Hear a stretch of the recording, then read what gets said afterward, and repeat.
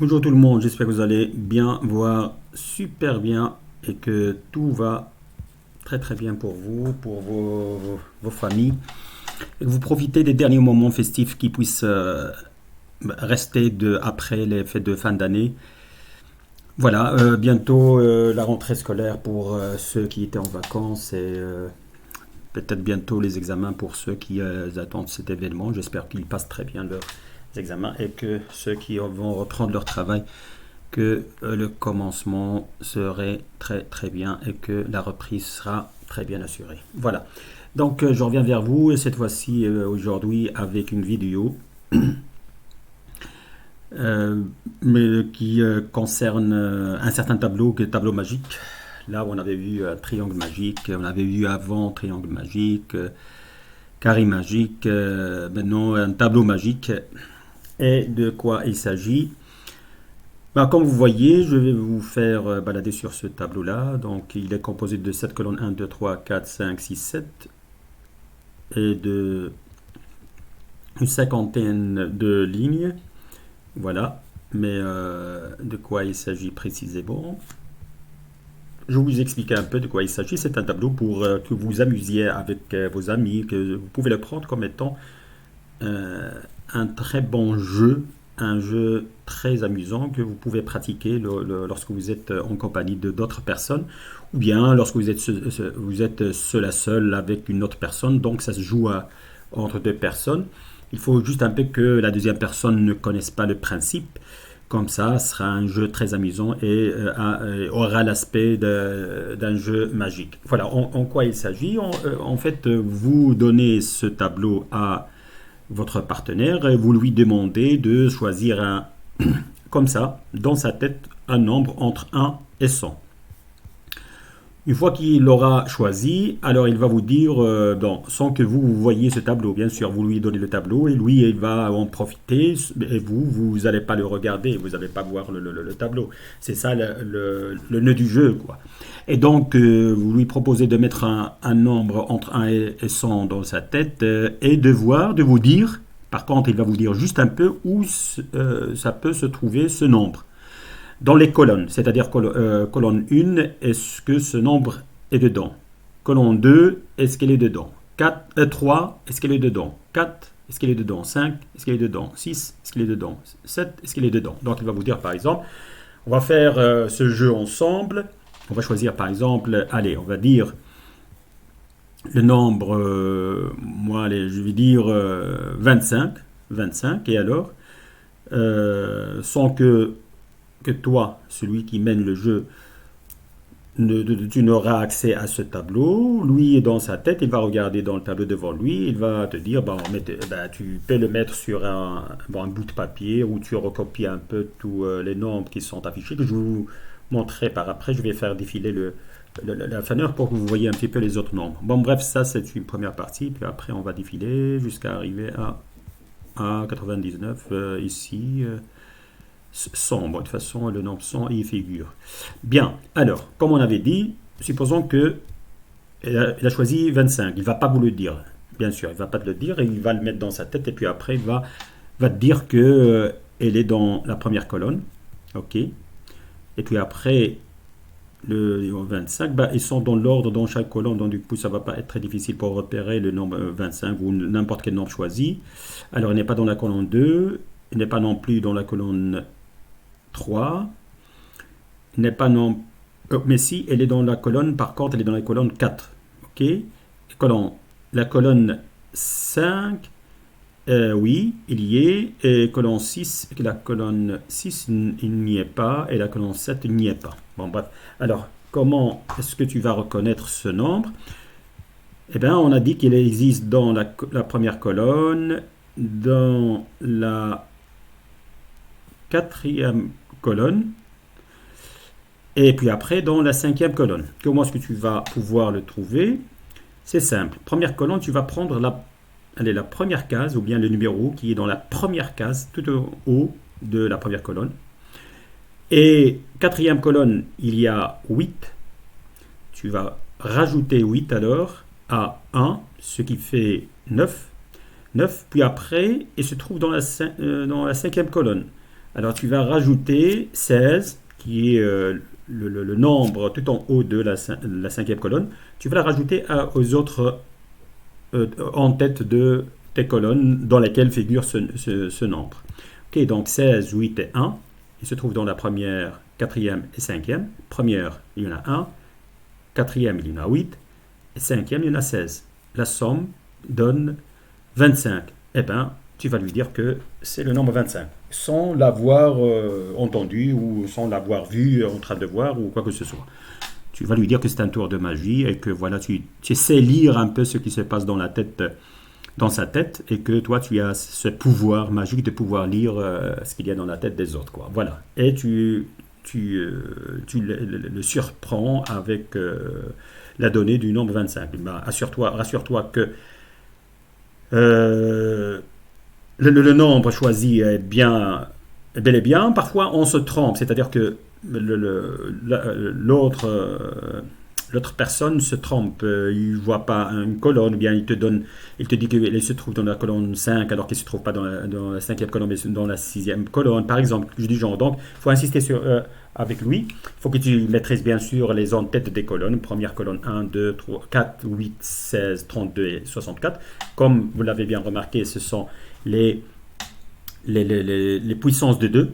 Okay, donc les en-têtes du tableau de chaque colonne ne sont que dans l'ordre les puissances de 2. 2 puissance 0 ça donne 1, 2 puissance 1 ça donne 2, et 2 puissance 2 ça donne 4, 2 puissance 3 ça donne 8, 2 puissance 4 ça donne 16, 2 puissance 5 ça donne 32, et 2 puissance 6 ça donne 64. Et donc si vous devez juste bien mémoriser ceci, et après s'il se trompe, c'est lui qui s'est trompé. Soyez sûr, restez bien assuré que c'est lui qui s'est trompé. Donc, n'hésite pas à insister que voilà, c'est lui qui s'est trompé. Il va répéter: ah oui, oui, c'est vrai que je t'ai dit ça alors que je ne l'ai pas vu, que je dis genre. Bon, bref, revenons à un point de départ. C'est que voilà, par exemple, faisons un deuxième exemple, et puis après, je vais vous donner comment est-ce qu'il est construit ce tableau.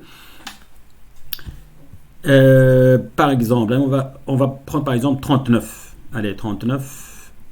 Donc, comme vous le voyez, 39, elle est dans la première colonne, dans la deuxième colonne, dans la troisième colonne, pas dans la quatrième colonne, pas dans la cinquième, pas dans la sixième colonne, mais pas dans la septième colonne. Ok? Donc, on va chercher. Allez, ça se trouve pas. Alors, donc, je répète. Alors, 39, 39, 39. Et puis après, 1, 2, 3.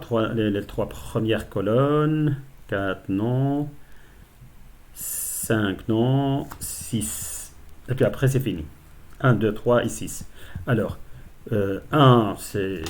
Première colonne, c'est 1, 2, 4, et puis après 6. Donc, je fais la somme des en-têtes de ces colonnes. 1, 2, ça fait 3, 3 plus 4, ça fait 7. 7 plus 32, ça fait 39. Et c'est bel et bien le numéro qu'on avait choisi. Voilà, donc je vais vous montrer un peu la suite de ce tableau. Voilà. Vous allez voir, donc dans les premiers, le grand nombre, on va voir qui se concentre dans les deux dernières, on va voir les trois dernières colonnes. C'est tout à fait normal, c'est là où il y a les en-têtes les plus grandes. Et si vous voyez que, allez, le 4, 5, 6 par exemple, 7, le nombre ne figure pas dans ces quatre dernières colonnes, sachez très bien que voilà, il s'agit d'un nombre qui est un peu petit. Vous voyez, donc, allez, 1, 2, 3, 4. Donc là, la somme maximale, ça va être 15. Et là, sachez très bien, c'est un nombre qui est concentré dans la première vingtaine de premiers nombres. OK?